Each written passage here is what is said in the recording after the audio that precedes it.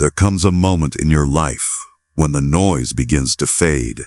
You stop chasing. You stop explaining. You stop trying to fill the silence with someone else's chaos.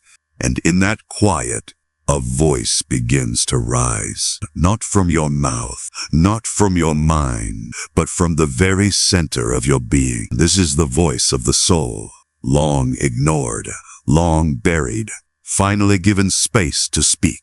Because the body has gone silent. Carl Jung once wrote that only in silence can the soul reveal herself. And sometimes, silence is not an absence of activity. It's a sacred rebellion, a protest against everything that has numbed you. That's what abstinence really is. Not denial, not punishment, not purity for the sake of shame, but a return to yourself, to your truth, to what your body has been trying to tell you all along. We live in a world that worships stimulation. If we're not touching, tasting, consuming, scrolling, we feel like something's wrong. But what if, that constant consumption is the problem? What if the ache you feel isn't from lack, but from overflow? Too many lovers, too many expectations, too much noise, poured into a vessel never meant to be filled with chaos. The body begins to whisper, fatigue, numbness, disconnection. We call it burnout. We call it heartbreak. We call it boredom. But the soul calls it something else. She calls it abandonment. You abandoned her. You drowned her in pleasure that didn't nourish, in intimacy that wasn't safe, in connections that only left you emptier. And now, she wants you back. She's pulling your energy inward. She's taking the cravings, the hunger, the restlessness, and transforming it into something holy. Abstinence is not about what you're giving up.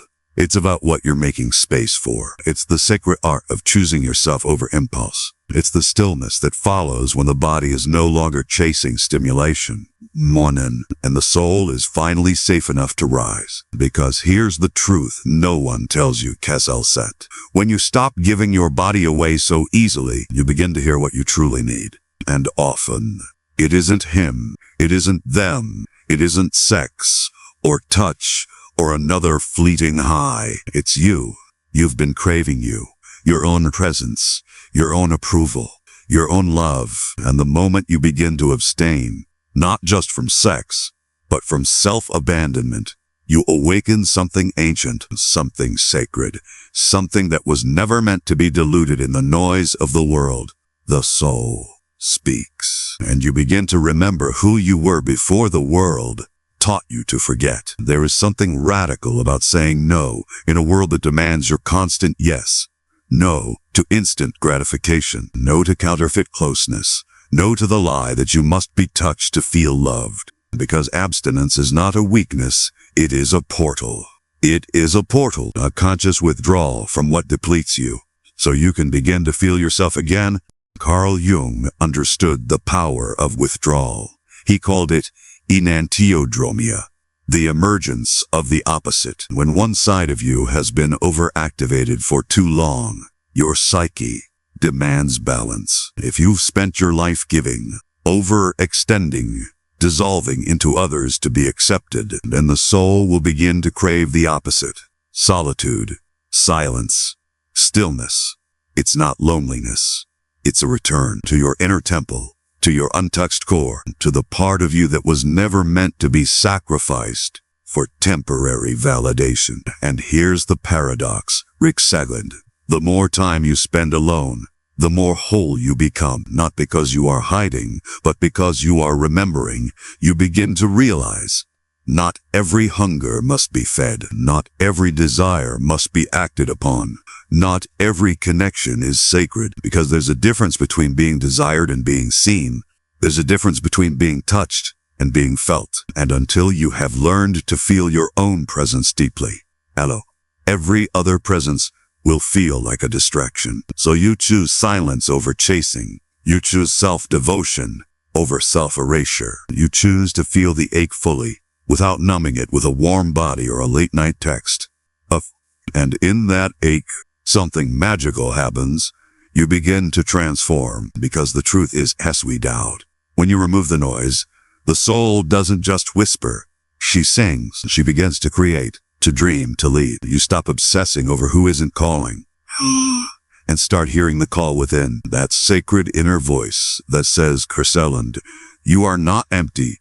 You are not broken. You are not missing anything. You are simply in the space between who you were and who you are becoming. And abstinence, when chosen consciously, is the bridge. It is not a void. It is a womb where something new begins to grow, where your power gathers in silence, where your energy, once scattered across people and memories, returns to you in full, not as shame, not as punishment, but as peace. This is when you begin to glow, quietly, unapologetically, from within. There will be days when the silence feels unbearable, nights when you reach for your phone out of habit, total scrolling through ghosts, or chasing echoes of warmth. And in those moments, the old self will whisper, Shirley, just go back, text him, find someone new, distract yourself. You don't have to feel this, but listen. That is not your truth. That is your trauma trying to keep you safe. That is your shadow begging for the comfort of the familiar, because real healing often hurts before it soothes. You are not just abstaining from a person or a body or desire. You are abstaining from the version of you who believed she needed someone else to feel worthy. And that is sacred. Carl Jung said, Celine, the privilege of a lifetime is to become who you truly are, and you cannot become her if you're constantly trying to be someone's idea of enough. You cannot embody the divine masculine while still leaking your soul into hands that don't know how to hold it. This silence you've chosen, it is not a punishment. It's preparation for the life you are meant to live, for the love that doesn't drain you, but grounds you, for the purpose that doesn't ask you to shrink, but asks you to rise. Abstinence, at its core, is about energetic reclamation. It's not about denying love.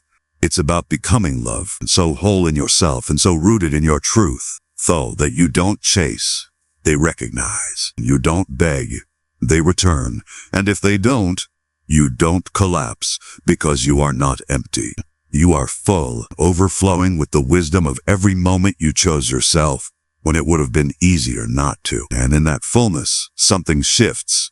You start attracting differently, living differently, loving differently, not from need, but from overflow, not to fill a void, but to share your light. You realize the silence wasn't empty, it was fertile, a sacred container where your spirit reawakened, where the divine remembered your name, where you stopped performing and started becoming. And maybe now, you don't need the world to understand. Maybe you don't even need him to come back, because you came back to your breath, to your stillness, to your soul. You are no longer touched by temporary hands, but held by something far greater, the quiet knowing that you're already whole. And so let the body rest. Let the cravings pass.